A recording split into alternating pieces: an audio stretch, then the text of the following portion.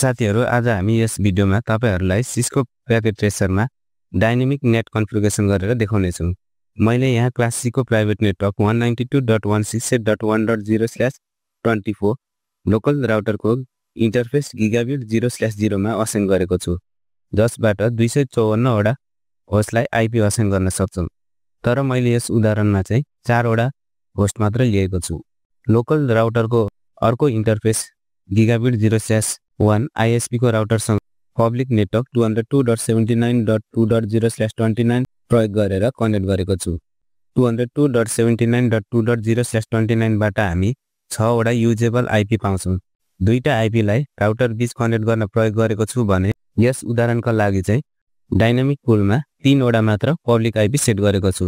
यो आईएसपी देखि पछाडीको इन्टरनेट पार्टलाई चाहिँ इन्टरनेटमा उपलब्ध भएका सर्भरहरु एजुम गरौँ। मैले यहाँ चाहिँ डाइरेक्ट आईएसपी को राउटरको इन्टरफेसबाट सर्भरहरुलाई आईपी असाइन गरेको छु। तर रियल इन्भाइरोमेन्टमा चाहिँ यसरी डाइरेक्ट कनेक्ट भएको हुँदैन। हाम्रो ट्राफिकहरु आईएसपी को गेटवे हुँदै त्यसपछि त्यो आईएसपी को बोर्डर गेटवे हुँदै डेस्टिनेसन सर्भरमा पुग्छ। ट्राफिक क्यारी गर्न विभिन्न आईएसपीहरु बीच पियरिङ एग्रीमेन्टहरु भएको हुन्छ। यसबारे पछि कुरा गरौँला। सुरुमा यो प्राइभेट नेटवर्कमा रहेका डिभाइसहरुलाई आईपी असाइन गरौँ। राउटर 0 खोल्ने र नाम परिवर्तन गरेर लोकल राउटर राख्ने। यसको लागि राउटरमा कन्फिगरेसन मोडमा जाने, होस्ट नेम स्पेस र नाम दिने।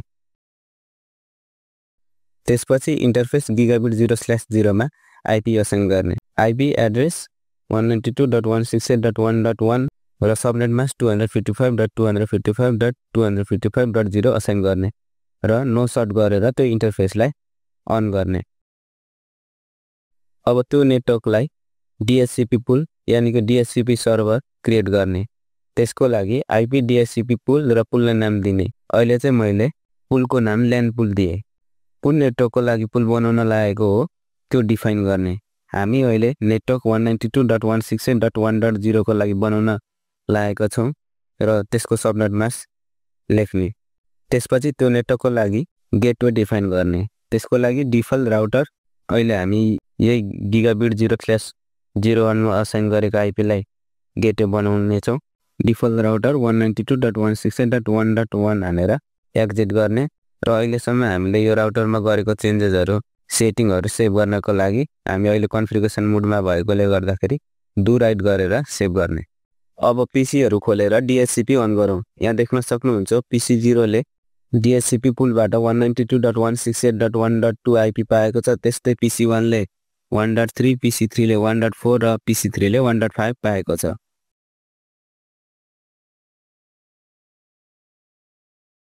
लोकल राउटरको अर्को इन्टरफेस गिगाबिट 0/1 मा पनि आईपी असाइन गरौँ। कन्फिगरेसन मोडमा जाने र इन्टरफेस गिगाबिट 0/1 टाइप गरेर इन्टर गर्ने।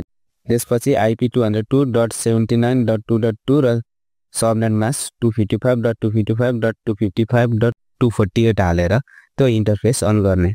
राउटर 1 खोल्ने र नाम परिवर्तन गरेर त्यसलाई आईएसपी राउटर राख्ने।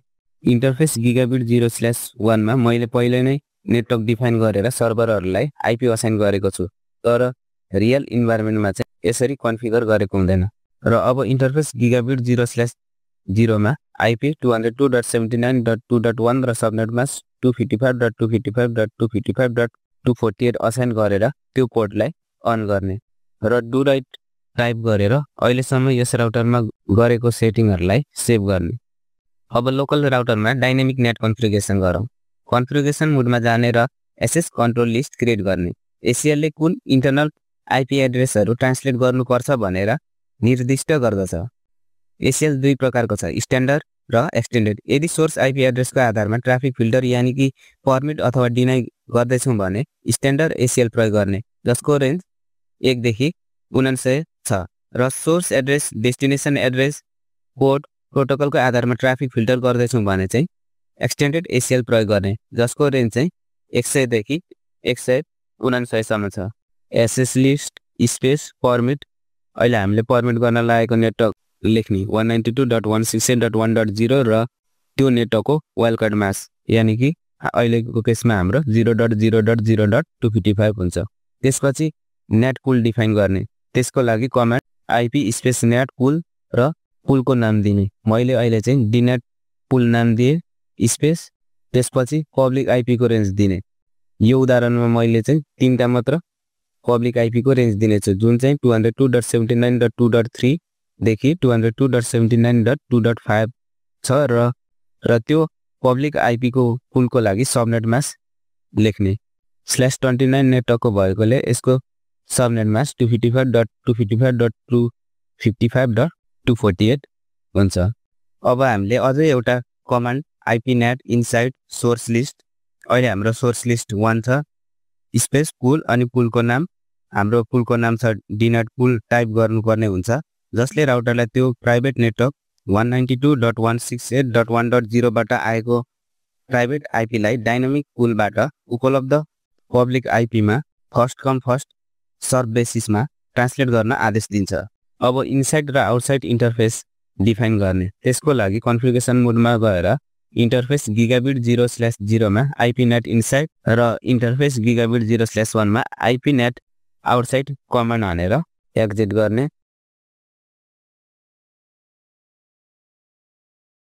अब यो प्राइभेट नेटवर्कबाट जेनेरेट भएको ट्राफिकलाई इन्टरनेटसम्म पुग्न राउट डिफाइन गर्ने। त्यसको लागि कमान्ड आईपी राउट 0.0.0.0 फेरि त्यसपछि 0.0.0.0 र नेक्स्ट होप आईपी एड्रेस जुन अहिलेको केसमा 202.79.2.1 छ।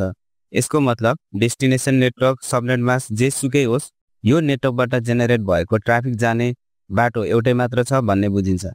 डु राइट टाइप गरेर अहिलेसम्म यो राउटरमा गरेको सेटिङहरुलाई सेभ गरौँ र डु सो रन गरेर अहिलेसम्म यस राउटरमा गरेको सेटिङहरु हेर्न सक्छौं।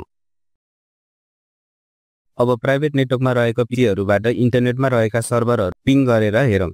यहाँ PC0, PC1 र PC2 ले उनीहरुको डेस्टिनेसन सर्भरबाट रिप्लाई पाइरहेका छन्।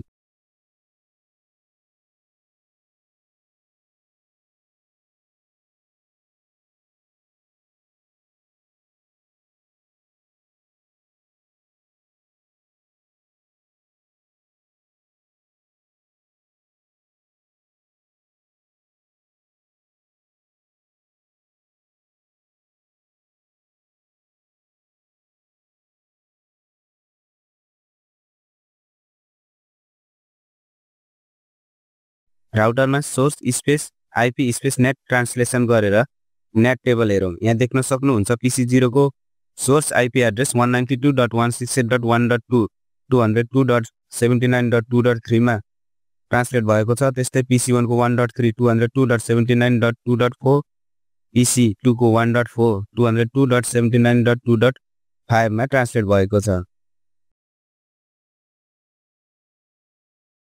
अब PC3 बाट नि कुनै सर्भर पिङ गरेर हेरौं। PC3 ले डेस्टिनेसन सर्भरसँग कनेक्सन गर्न सकेको छैन किनकि पुलमा तीनटा मात्र पब्लिक आईपी थियो र त्यो सबै प्रयोग भइसकेको छ। PC3 ले तब मात्र डेस्टिनेसन सर्भरसँग कनेक्सन गर्न सक्छ जब PC0, 1 र 2 मध्ये कुनैले उसको सर्भरसँगको सेसन इन गरेर आईपी रिलिज गर्छ। अहिलेलाई मानौ PC0 ले उसको सर्भरसँग सेसन इन गर्यो। अब राउटरले PC3 को प्राइभेट आईपी लाई PC0 ले रिलिज गरेको पब्लिक आईपी मा ट्रान्सलेट गर्छ र उसले डेस्टिनेसन सर्भरसँग कनेक्सन इस्टाब्लिश बनाउन सफल हुन्छ।